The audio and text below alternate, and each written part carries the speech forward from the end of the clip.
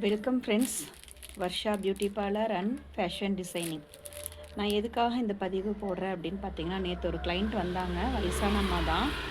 அவங்க பார்த்தீங்கன்னா ஒரு மாதத்துக்கு முன்னாடி என்கிட்ட வந்து ஒரு பெட் ஸ்ப்ரெட் 2 கொடுத்தாங்க. ஒரு பெட் ஸ்ப்ரெட் வந்து நான் தைச்சு கொடுத்தாச்சு.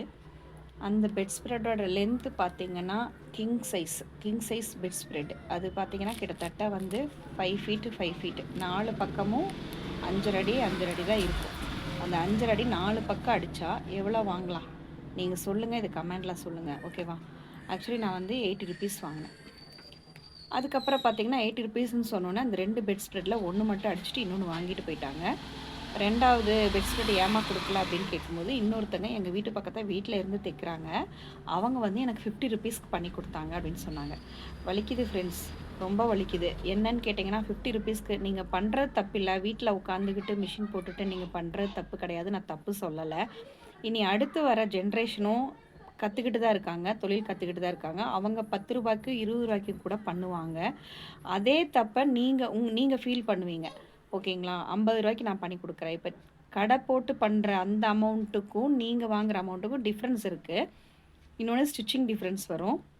இது வந்து பப்ளிக்கு தெரியாது, கண்டிப்பாக பப்ளிக்கு தெரியாது. நெக்ஸ்ட்டு பார்த்தீங்க அப்படின்னா, அந்த 80 ருபீஸ் வந்து நீங்கள் வாங்குங்கன்னு தான் நான் சொல்கிறதுக்காக தான் இந்த பதிவு போடுறேன், ஓகேவா? நீங்கள் அந்த 80 ருபீஸே வாங்குங்க. வீட்டில் உட்காந்து தைச்சா நான் தப்பு சொல்லலை. ஏன்னா கடையில் உட்காந்து தைச்சாலும் நான் அதே ரேட்டு தான் வாங்குகிறேன். ஏன் வாங்குகிறேன் அப்படின்னா, இதை விட இன்னும் ஹைஃபையாக வாங்குறவங்களும் இருக்காங்க.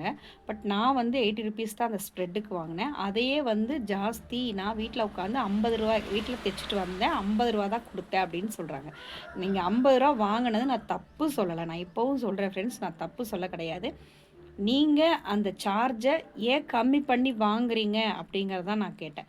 நீங்கள் செய்யறதுக்கான உழைப்புக்கான கூலி தான் நீங்கள் கேளுங்க அப்படிங்கிறேன் நான். நீங்கள் 50 ருபீஸ் எதுக்கு வாங்குனீங்க? 80 ருபீஸ் வாங்குங்க அப்படிங்கிறத நான் சொல்கிறேன். 80 ருபீஸ் வாங்குங்க, அதுக்கு மேலேயும் வாங்குங்க. அது உங்களுடைய சாமர்த்தியம், ஓகேவா?